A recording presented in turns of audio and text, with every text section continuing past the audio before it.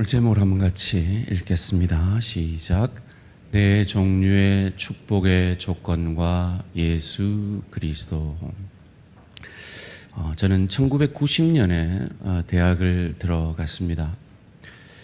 1990년이 우리나라의 시대적 상황이 민주화가 이루어지고 3당 합당이 이루어진 직후였습니다. 그리고 활발하던 운동권이 이제 끝물로 가던 그런 시기였죠. 그런데 여전히 캠퍼스 안에서 그 리더들은 운동권이었던 그런 시대였습니다. 대학교를 입학을 하니까 선배들을 따라서 그 데모하는데 열심히 따라다녔습니다. 막 이러면서 이렇게 했었습니다. 그때 지금도 기억하는 게 닭모가지가 이렇게 비틀어져도 새벽은 온다 이런 노래가 기억이 나는데요. 그렇게 한참을 그 아무 의미 없는 데모가를 부르다가 갑자기 제가 벌떡 그 군중들 가운데 일어나서 선배들이 의아해할 정도로 뛰쳐나왔던 기억이 있습니다. 왜였을까요? 오늘 집중해서 끝까지 들으시면 알 수 있으실 겁니다. 오늘 우리가 읽은 이 본문은 너무나 유명한 축복을 약속하는 장이죠. 그런데 많은 분들이 모르는 게 있어요.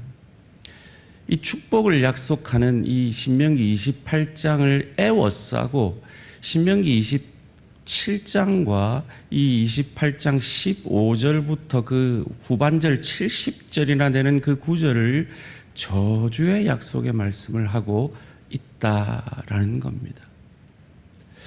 왜일까요? 왜 하나님이 그냥 축복만 약속하면 되지 저주까지 약속하고 계시는 것일까요? 오늘 이 시대를 긍정의 시대라고 하지 않습니까? 긍정적인 말을 해야 되고 그것이 상식인 시대입니다. 그런 의미에서 오늘 이 신명기 27장 28장은 이 시대의 정신에 반하는 하나님의 말씀이라 할 수도 있을 것입니다. 그런 의미에서 오늘 본문은 오늘 이 시대의 사조가 아닌 하나님의 관점, 하나님의 마음을 깨닫는 시간이기를 원합니다. 하나님의 마음이 무엇일까요? 하나님은 창조 후에 하신 일이 무엇인지 기억하십니까? 창세기 1장 27절 28절 말씀입니다. 하나님이 자기 형상 곧 하나님의 형상대로 사람을 창조하시되 남자와 여자를 창조하시고 하나님이 그들에게 복을 주시며 하나님이 그들에게 이르시되 생육하고 번성하여 땅에 충만하라 땅을 정복하라 바다의 물고기와 하늘의 새와 땅에 움직이는 모든 생물을 다스리라 하시니라. 하나님이 천지 창조를 마치시고 하신 일이 무엇입니까? 그들을 복 주시는 겁니다. 인간을 복 주신 것입니다. 그래서 이 본문 가운데 그 유명한 God bless you라는 말이 나왔습니다. 제가 언젠가 말씀드렸죠. 미국은 옆에 사람이 재채기만 해도 뭐라 그런다고요? God bless you라고 축복을 선포한다라는 것이죠.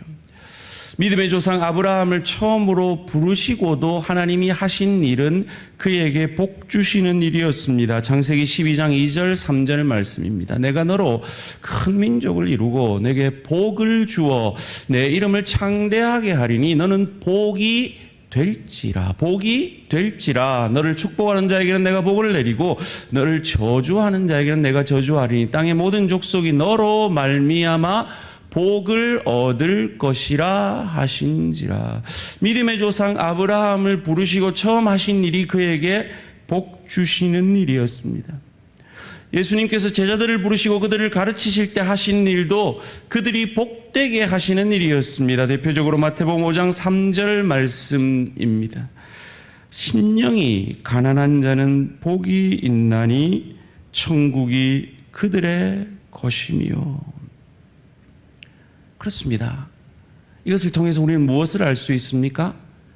하나님이 복의 근원 되시고 하나님은 복 주시기를 원하시고 우리가 복을 받으려면 하나님으로부터 받아야 한다라는 것입니다. 소원합니다. 이 하나님의 축복을 많이 받으시는 우리 대한가족들 되시기를 주님의 이름으로 축원합니다.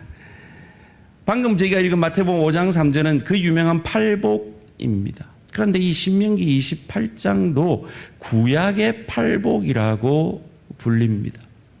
이 신명기 28장에는 10개의 축복과 10개의 저주가 나옵니다. 그것을 요약하면 5개로 요약할 수 있고요. 그것을 비슷한 것끼리 묶으면 4개로 정리해 볼 수가 있습니다. 오늘 그 4개의 축복이 무엇인지 살펴보며 그 축복이 우리 대한가족들의 심령과 가정과 일터 가운데 주의 교회 가운데 임하기를 간절히 바라봅니다. 봅니다. 첫 번째로 성읍과 들에서의 축복을 복 주시기 원하는 하나님, 복의 근원 되신 하나님이 오늘 본문 가운데 약속하고 계십니다. 오늘 본문 3절 말씀입니다. 성읍에서도 복을 받고 들에서도 복을 받을 것이며, 그 성읍이 오늘날로 말하면 어딜까요? 도시겠죠. 들은 어딜까요? 시골이라고 할 수 있을 겁니다. 성읍은 어딜까요? 집이라고 할 수 있겠죠. 들은요, 우리의 일터라고도 할 수 있을 것입니다. 하나님은 우리가 어디에 있든지 간에 그 장소와 상관없이 우리 자체가, 우리 자신이 복이 되게 하셔서 그곳이 복되게 하시는 하나님이시다 약속하고 계신 겁니다. 이 약속의 말씀을 받은 루터가 이렇게 말합니다. 한번 따라해 보실래요? 농부는 농부의 일로, 광부는 광부의 일로, 목사는 목사의 일로 하나님께 영광을 돌립니다. 믿으십니까? 여러분, 목사만 하나님의 성직이 아니라 여러분 한 분 한 분이 맡으신 그 귀한 일이, 그 사명이 성직이다 라는 것입니다. 왜요? 내가 하나님으로부터 복된 자가 되었기에 나를 통해 그 하나님의 복이 흘러가기 때문입니다. 이 하나님의 복을 받아 누리는 저와 우리 모든 성도님들 되시기를 주님의 이름으로 축원합니다. 두 번째 축복은 우리의 자녀와 토지의 소산물과 가축에게도 주시는 축복을 오늘 본문 4절에서 약속합니다. 함께 읽을까요? 우리 소원하면서 이 복이 우리에게 임하기를 바라면서 함께 읽습니다. 시작. 내 몸의 자녀와 내 토지의 소산과 내 짐승의 새끼와 소와 양의 새끼가 복을 받을 것이며. 우리는 이 복을 너무너무 사모합니다. 우리 자녀가 잘 되기를 너무너무 간절히 바랍니다. 우리 일터와 우리 사업이 잘 되기를 우리는 너무너무 간절히 바랍니다. 그래서 열심히 노력하죠. 열심히 자녀를 양육합니다. 그런데 우리는 알죠. 내 노력만으로는 부족함을 압니다. 마치 농부가 아무리 농사를 아름답게 지으려고 하고, 아무리 가축을 잘 키우려 하고, 부모가 아무리 자녀 양육에 힘쓴다 할지라도 그것이 내 노력만으로는 되지 않는 일들이 있다라는 것을요. 비가 내려야 합니다. 바람이 불어야 합니다. 병으로부터 하나님께서 가축을 막아 주셔야 합니다. 무슨 말입니까? 내 노력만으로 내가 지금 누리고 있는 그 복을 받은 것이 아니다라는 것입니다. 저와 여러분이 오늘 받은 그 자녀의 축복, 오늘 누리고 있는 그 일터와 그 사업에서의 축복, 하나님으로부터 받은 것임을 믿으시기를 주님의 이름으로 축원합니다. 그리고 그 믿음 위에 하나님이 우리 자녀를 책임지시고 우리의 일터와 사업을 책임지시는 그 하나님의 역사가 있어지기를 주님의 이름으로 축원합니다. 세 번째로 오늘 본문 가운데 광주리와 떡반죽 그릇의 축복을 약속하십니다. 5절 말씀입니다. 내 광주리와 떡반죽 그릇이 복을 받을 것이며, 광주리는 먹을 것을 운반하는 것이죠. 떡반죽 그릇은 먹을 것을 만드는 그릇입니다. 오늘날은 이 먹고 사는 문제에 있어서 별 문제가 없을 만큼 나라가 많은 것을 책임져 주죠. 그래서 저희 교회 이 구제 사역팀도 쌀을 전달해 드리려고 하니까 쌀은 집에 많다라고 하시는 경우도 꽤 많다고 합니다. 그런데 이 시대는 달랐습니다. 이 초대교회 시대, 이 구약 시대에는 달랐습니다. 그들은 먹고 사는 문제가 힘든 그 시대에 하나님께서는 교회 공동체를 통해, 교회 밥상 공동체를 통해 히브리파 유대인의 과부들과 헬라파 유대인 과부들을 돌아보며 챙기게 하셨던 것을 우리는 사도행전을 통해서 알 수 있지요. 소원합니다. 저와 여러분의 밥상이 문제가 없다고 해서 다른 이들의 밥상이 문제가 없다라고 생각하지 마시고, 나의 밥상에 주님께서 허락하신 그 충만한 축복이, 그 축복을 필요로 하는 우리 지체들에게도 흘러갈 수 있게 되기를 주님의 이름으로 축원합니다. 그것이 바로 우리가 드리는 10의 1의 정신이고, 그것이 우리가 드리는 구제헌금과 장학헌금과 실버 사역헌금이 흘러가는 이유인 것입니다. 초대교회가 그랬습니다. 사도행전 2장 42절 46절이 말합니다. 그들이 사도의 가르침을 받아 서로 교제하고 떡을 떼며 오로지 기도하기를 힘쓰니라. 46절 날마다 마음을 같이하여 성전에 모이기를 힘쓰고 집에서 떡을 떼며 기쁨과 순전한 마음으로 음식을 먹고, 제가 자주 쓰는 표현으로 대양가족이라는 표현을 많이 쓰죠. 가족을 식구라고 얘기합니다. 식구가 무엇입니까? 같이 음식을 먹는 것이죠.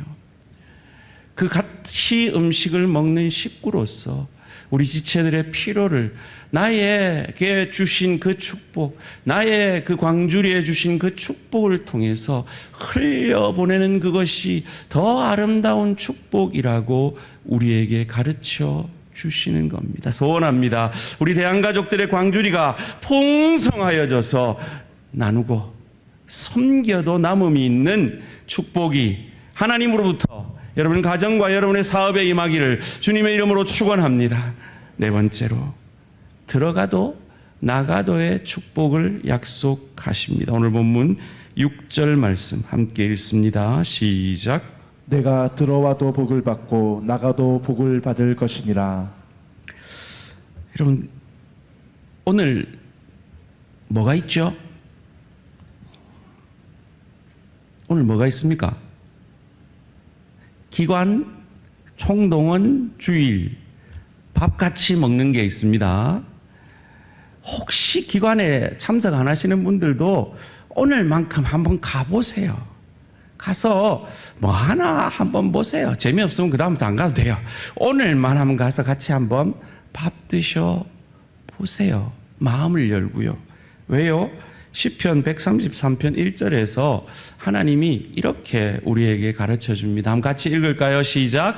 보라, 형제가 연합하여 동거함이 어찌 그리 선하고 아름다운 곳. 교제하는 거 사실 낯선 사람들하고 쉽지는 않죠.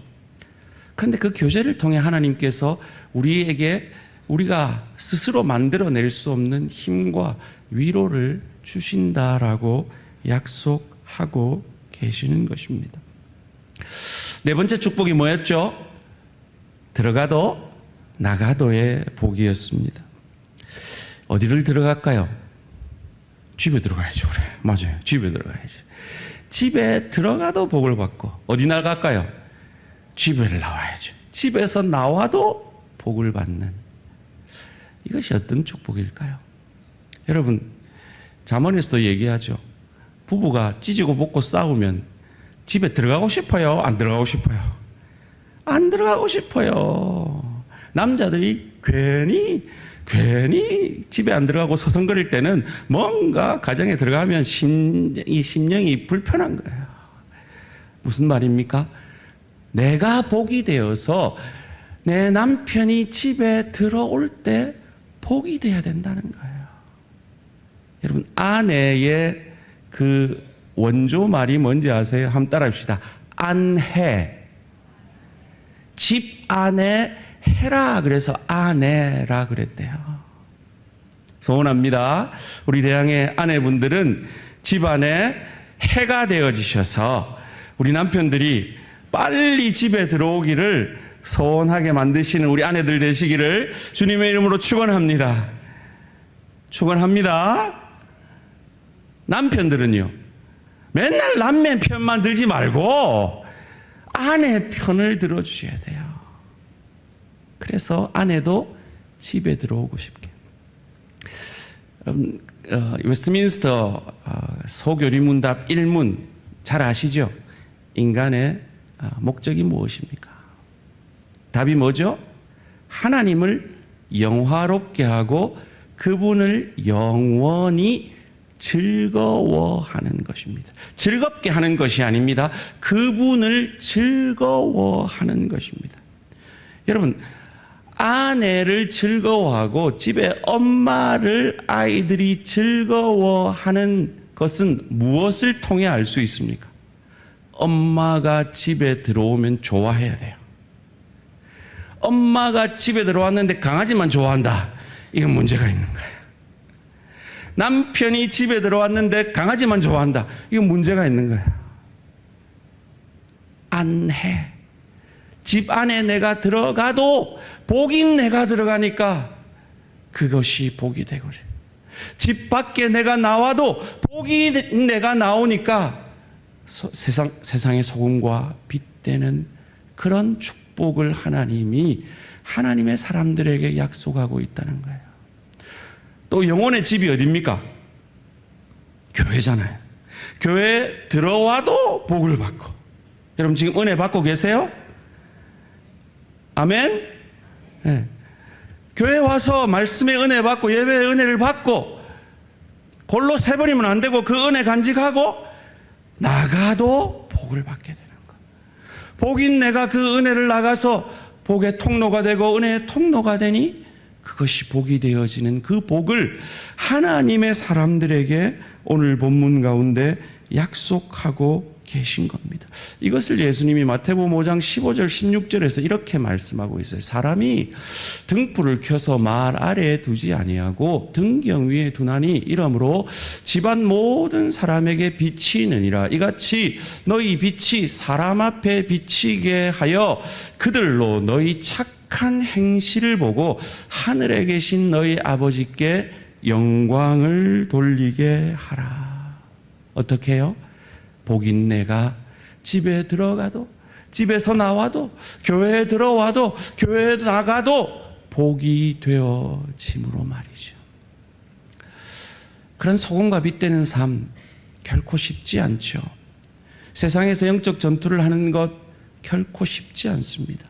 그런데 이어지는 본문 7절에서 하나님이 우리에게 승리를 약속하고 있습니다. 여호와께서 너를 대적하기 위해 일어난 적군들을 내 앞에서 패하게 하시리라. 그들이 한 길로 너를 치러 들어왔으나 내 앞에서 7길로 도망하리라. 아멘. 이런 영적 승리가 우리 모든 대한가족들에게 있어지시기를 주님의 이름으로 축원합니다. 이 영적 승리가 어떻게 가능하다고요? 시편 121편 1절 2절 말씀입니다. 내가 산을 향하여 눈을 들리라. 나의 도움이 어디서 올까? 나의 도움은 천지를 지으신 여호와에게로다. 주님이 도와주실 때 우리에게 이 복이, 이 영적 승리가 임한다라는 것입니다. 이 시편 121편이 어떻게 끝나는지 아세요? 8절 말씀 함께 읽습니다. 시작. 여호와께서 너의 출입을 지금부터 영원까지 지키시리로다. 여호와께서 우리의 오가는 길을 지금부터 영원까지 지키심으로 이 복을, 이 영적 승리를 우리에게 약속하고 계신 겁니다. 소원합니다. 우리 모든 대한가족들에게 성읍과 들에서의 축복, 자녀와 토지의 소산물과 가축의 축복, 광주리와 떡반죽 그릇의 축복, 들어가도 복을 받고 나가도 복을 받는 축복, 그리고 영적 승리의 축복이 우리 모든 대한가족들의 것이 되어지기를 주님의 이름으로 축원합니다. 그런데 왜 하나님이 이런 복만 약속하면 되지 이 복을 약속한 구절 앞뒤로 저주의 말씀을 약속하는 것일까요? 두 가지 정도로 그 이유를 알 수가 있습니다. 첫 번째로 그 저주의 말씀 보면서 이 축복은 반드시 받아야 하고 놓치지 말아야 한다라는 것입니다. 그보다 더 큰 이유가 두 번째로, 그런데 우리는 이 축복을 받을 능력이 없다는 것을 깨닫게 하고 계신 겁니다. 왜요? 우리가 방금 받고 싶고 받으려고 했고 축원했던 그 축복은 그냥 목사가 축원한다고 받을 수 있는 복이 아니라 순종할 때 받을 수 있는 축복이기 때문입니다. 오늘 본문 1절, 2절 말씀입니다.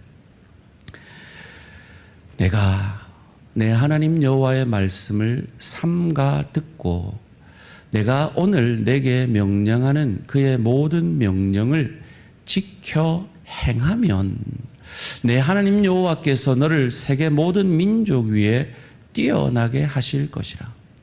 내가 내 하나님 여호와의 말씀을 청종하면 이 모든 복이 내게 임하며 내게 이르리니. 조건적 축복이라는 겁니다. 이 축복을 약속하고요. 이 신명기 28장 15절부터 20절까지는 우리가 방금 묵상했던 그 축복의 똑같은 영역에서 불순종하는 자에게 내리는 저주를 이렇게 말씀하고 있습니다.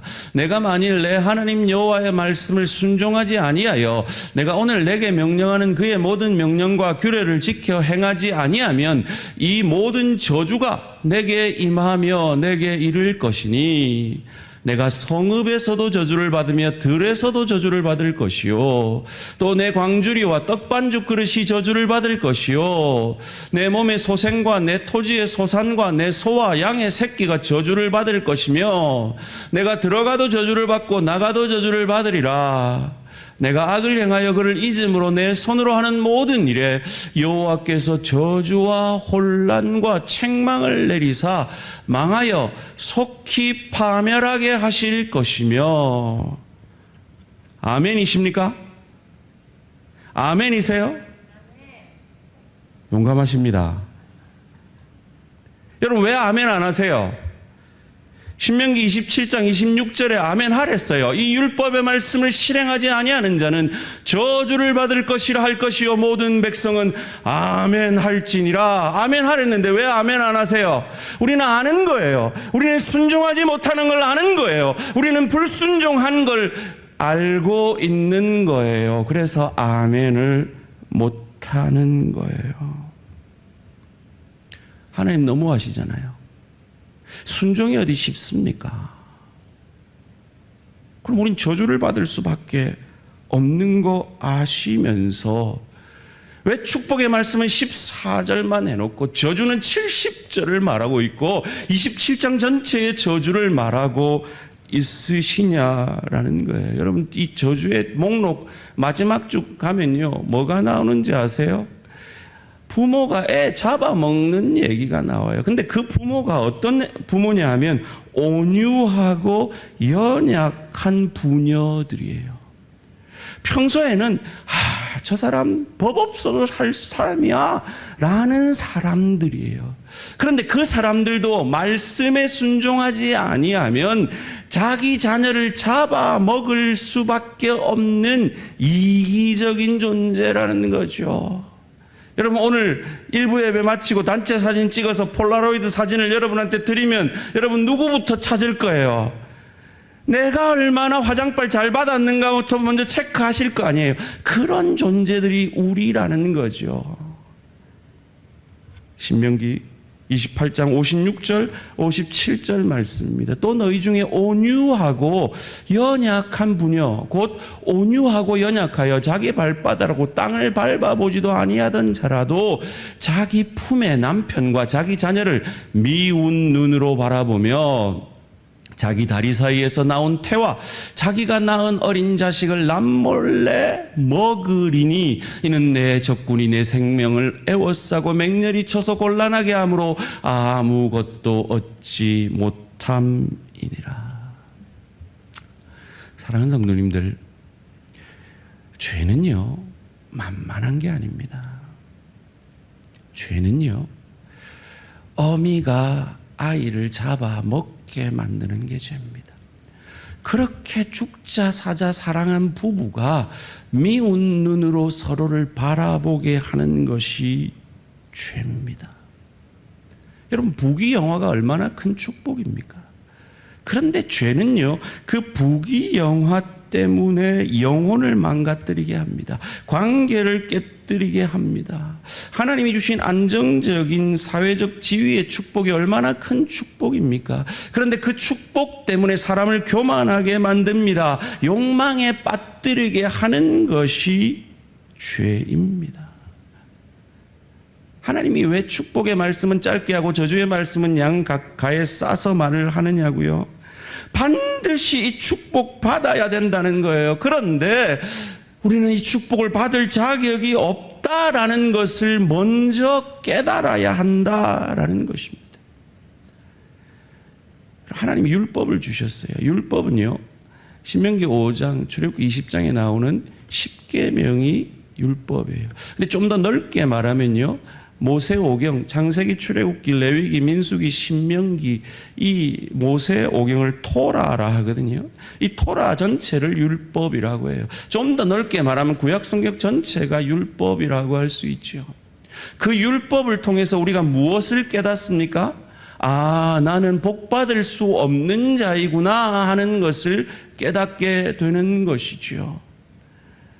그래서 로마서 1장에서 3장 20절까지 인간이 얼마나 복받을 수 없는 죄인인가를 열거합니다. 그리고 3장 20절에 이렇게 말하죠. 율법으로는 죄를 깨달음이라 라고 말씀합니다. 그리고 위대한 접속사 그러나 이제는 이라는 말로 로마서 3장 21절 성경 중에 가장 보물절이 나옵니다. 함께 읽겠습니다. 시작. 이제는 율법 외에 하나님의 한 의가 나타났으니 율법과 선지자들에게 증거를 받은 것이라. 그러나 왜 안 읽어요? 일부러 써놨는데 다시 시작.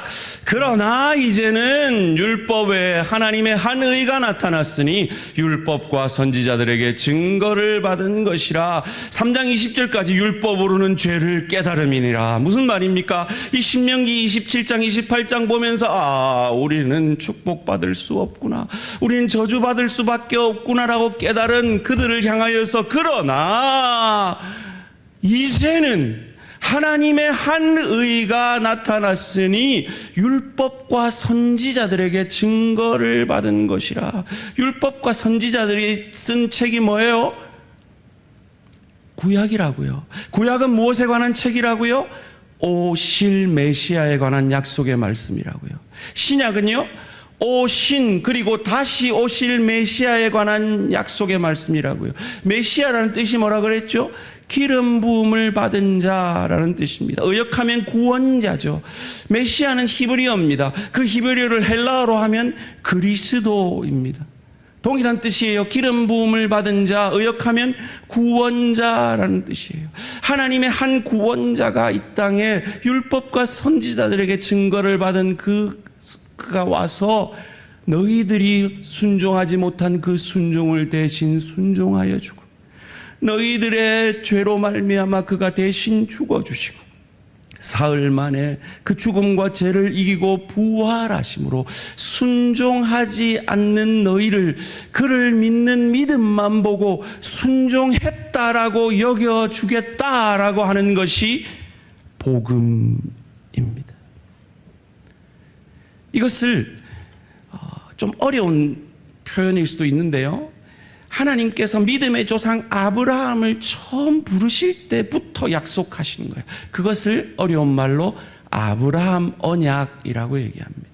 아브라함 언약이라는 건 별 다른 게 아니에요. 아브라함과 하신 약속이라는 뜻이에요. 그리고 그 아브라함과 하신 약속은 모세와 맺은 율법을 통해 맺은 언약을 통해서 하나님께서 구체화하셨고, 그것을 이어 다윗 언약을 통해 다윗의 자손 중에 하나님의 한 의가 나타나서 우리가 순종하지 못하는 그것을 대신 순종하여 주시고, 우리가 순종하지 못한 것 때문에 그가 대신 죽어주시고 사흘 만에 부활하심으로 그 다윗의 자손 그 예수를 통해, 그 예수 그리스도를 통해 우리가 순종한 자 같이 여겨짐으로 그 순종한 자의 복을 받게 될 것이다 라고 말씀하시는 것이 복음입니다. 그런데 왜 하나님은 아브라함과 다윗만 말하면 되지 가운데 모세 언약, 율법을 주셨을까요? 그 율법을 통해서 로마 3장 20절에 죄를 깨닫게 하기 위해서, 절망하기 위해서입니다. 그래서 예수님께서 이 땅에 오신 그 예수님의 족보를 기록할 때 아브라함부터 14대, 다윗까지 14대, 그리고 바벨론 포로까지 14대를 만들므로 이 마태복음에서 예수님의 족보를 편집해서 말하고 있어요. 왜요? 아브라함의 자손, 다윗의 자손이 이 땅에 와서 그 바벨론 포로 잡혀 갈 수밖에 없는, 율법 앞에 자기를 죄를 고백할 수밖에 없는 그들을 그 죄의 포로됨에서 구원하실 것이다 라고 약속하시면서 그 예수의 족보를 말씀해 주고 있는 거죠. 그래서 아브라함에게 자손을 약속하실 때 한 자손을 얘기하고 있습니다. 창세기 13장 16절 말씀 함께 읽습니다. 시작. 내가 내 자손이 땅에 티끌 같게 하리니 사람이 땅에 티끌을 능히 셀 수 있을진데 내 자손도 세리라. 여러분, 이 자손이라고 할 때 영어 성경에 보니까 offspring이라고 단수를 쓰고 있어요. 그러니까 한 자손인 거예요. 아브라함 자손이 얼마나 많아요. 그런데 그 한 자손을 통해서 복을 주시겠다는 거예요. 그래서 그 한 자손인 예수께서 요한복음 8장 56절에서 이렇게 말하고 있는 겁니다. 요한복음 8장 56절, 너희 조상 아브라함은 나의 때 볼 것을 즐거워하다가 보고 기뻐하였느니라. 구약의 백성들은 그 오실 메시아를 믿음으로 바라봄으로 복을 받았습니다. 신약은요, 그 오신 메시아를 믿음으로 복이 된 것이죠. 예수님은 우리에게 임한, 불순종한 우리에게 임한 그 저주를 복이 되게 하셨습니다. 그래서 예수를 믿는 우리에게 이 땅에서 더 이상 저주는 없음을 믿으시기를 주님의 이름으로 축원합니다. 깊이의 축복만 있음을 믿으시기를 주님의 이름으로 축원합니다. 심지어 인간이 가장 큰 저주라고 하는 죽음조차도 우리에게는 복이 되게 하셨습니다. 계시록 14장 13절 말씀입니다. 또 내가 들으니 하늘에서 음성이 나서 이르되 기록하라. 지금 이후로 주 안에서 죽는 자들은 복이 있도다 하시매. 사랑하는 성도님들, 예수께서 나 대신 순종하시고 그 예수를 믿는 믿음으로 예수가 내 안에 들어오실 때 저주가 축복으로 바뀝니다. 우리가 방금 찬양한 대로 질병을 통해 우리는 더 정결하게 변화됩니다. 가난을 통해 더 거룩하게 성숙해집니다. 실패가 우리를 영적으로 더 아름다운 사람으로 만들어냅니다. 빼앗김이 우리를 더 자유로운 사람으로 만들어냅니다. 그것이 복음이 우리 안에서 이루는 역사입니다. 그것을 바울은 고린도후서 7장 10절에서 이렇게 위대한 고백을 하고 있습니다. 진리의 말씀과 하나님의 능력으로 의의 무기를 좌우에 가지고 영광과 욕됨으로 그러했으며 악한 이름과 아름다운 이름으로 그러했느니라. 우리는 속이는 자 같으나 참되고 무명한 자 같으나 유명한 자요, 죽은 자 같으나 보라 우리가 살아있고 징계를 받는 자 같으나 죽임을 당하지 아니하고 근심하는 자 같으나 항상 기뻐하고 가난한 자 같으나 많은 사람을 부요하게 하고 아무것도 없는 자 같으나 모든 것을 가진 자로다. 환경을 초월하여 우리로 이 고백을 만들어내게 하는 것이 복음의 능력입니다. 왜요? 이 축복의 말씀을 양가로 싸고 있는 이 저주의 말씀 앞에서 우리는 비로소 깨닫고 고백하게 되는 거죠.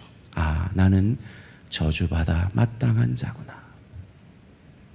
그런데 그런 우리가 하나님과 원수 되었을 때, 우리가 아직 죄인 되었을 때 그리스도 예수께서 우리를 위하여 죽어주심으로 우리를 향한 하나님의 사랑을 확증하여 주셔서 우리는 여전히 불순종하고 있는데 우리가 순종한 자라 여겨주시는, 우리는 여전히 하나님의 아들답지 않고 하나님의 딸답지 않은데 우리를 하나님의 딸이라 하나님의 아들이라 여겨주시는 그 놀라운 복음의 축복을 우리가 받았기 때문입니다. 그래서 로이드 존스 목사님이 복음을 전하였습니까? 그 복음을 전한 뒤에 그 복음을 들은 사람에게서 아, 그러면 우리는 아무것도 안 해도 되겠네요 라는 고백을 받아내지 못한다면 여러분은 진정한 복음을 전하는 것이 아닙니다 라고 그 로마서 강의에서 우리에게 말하고 있습니다. 복음은 그런 능력입니다. 아, 목사님 말 들으니까 나는 이제 불순종해도 되겠네? 이런 말을 우리 마음에서 흘러나오게 하는 그것이 복음입니다. 그리고 그 복음을 로마서 3장 21절부터 전한 바울이 그 의문에 대한 답을 로마서 6장 2절에서 이렇게 하고 있습니다. 그럴 수 없느니라. 죄에 대하여 죽은 우리가 어찌 그 가운데 더 살리요 라고요. 이게 무슨 말일까요? 우리는 이 신명기 27장, 신명기 28장 15절부터 이어지는 말씀을 통해 아, 나는 저주받아 마땅하구나 라는 것을 깨닫게 됩니다. 로마서 1장부터 3장 20절까지 율법 앞에 이방인들은 양심의 법 앞에 아, 나는 저주받아 마땅한 죄인이구나 알게 됩니다. 그런 나에게 값없이 그의 아들 예수 그리스도를 한 의를 우리에게 보내셔서 그를 나 대신 죽게 하시고 그를 살리심으로 말미암아 그를 믿는 우리에게, 전혀 순종하지 않는 우리에게 너는 순종한 자다 여겨주시는 이 놀라운 복음의 은혜에 감사함으로 반응하기에 그럴 수 없느니라. 너희가 진정으로 이 복음의 은혜를 깨닫고 믿는다면 그 은혜가 얼마나 놀라운 은혜인데 그것이 감사하지 않고 방종으로 가게 한다고 그럴 수 없느니라. 너희는 너희가 이루지 못한 그 순종을 이 복음 때문에 이루는 자가 되리라 라고 말씀하고 계신 겁니다. 여러분, 한번 부모님들께 여쭤볼게요. 여러분, 자녀들하고 싸우면 이기십니까? 지십니까? 아마 부모님들은 대부분 집니다. 왜요? 부모가 자녀를 더 사랑하기 때문입니다. 그런데 그 부모가 자녀가 자라면서 철이 들면서 그제야 비로소 부모의 마음을 알아주고 부모에게 순종하고 부모에게 효하려 하는 자녀로 변화되어져 가는 것처럼 우리가 이 은혜에 정당히 반응한다면 결코 방종으로 그럼 나는 아무것도 안 해도 되겠네, 불순종해도 되겠네, 여전히 그것이 축복이니까라고 할 수 없고 축복의 자리로 나아가 아브라함이 복이 됨으로 복의 통로가 되어진 것처럼 내가 속한 그 어디에서도 복이 되어지게 되는 것입니다. 제가 막 말도 안 되는 그 데모가를 불러가면서 있다가 갑자기 그 자리를 뜬 이유, 제가 언젠가 간증해서 기억하고 계신 분들도 계실지 모르겠습니다. 갑자기 저를 위해서 새벽마다 간절히 기도하시는 어머니 아버지 얼굴이 떠올랐습니다. 엄마가, 아버지가 내가 지금 이 말도 안 되는 데모가 부르고 앉아 있는 걸 보면 얼마나 마음이 아프실까라는 생각이 들었습니다. 그 순간 그 선배들의 눈총도 동기들의 따가운 시선도 아무 문제가 아니었습니다. 벌떡 일어나 CCC 동아리방으로 12시 전도 모임을 하고 있던 그 방에 늦게 들어가서 회개의 눈물을 흘리면서 그 이후로 단 한 번도 그 자리에, 그 데모의 자리에 가지 않고 그 공동체 안에서 그 은혜 가운데 복음 전하는 사명을 감당했던 걸 기억합니다. 바로 그것, 그 은혜를 생각해내는 것, 그 시간들이 이 한 주간 여러분의 삶의 현장에서도 일어나기를 주님의 이름으로 축원합니다. 그래서 우리는 불순종했지만 우리에게 성읍과 들의 축복을 이미 허락하셨고 자녀와 토지 소산물과 가축의 축복을 허락하셨고 광주리의 떡반죽 그릇의 축복을 허락하셨고 들어가도 나가도의 축복을 허락하셨고 영적 전투에 승리할 축복을 우리에게 허락하신 그 하나님의 축복을 마음껏 누리는 저와 우리 모든 성도님들 되시기를 주님의 이름으로 축원합니다.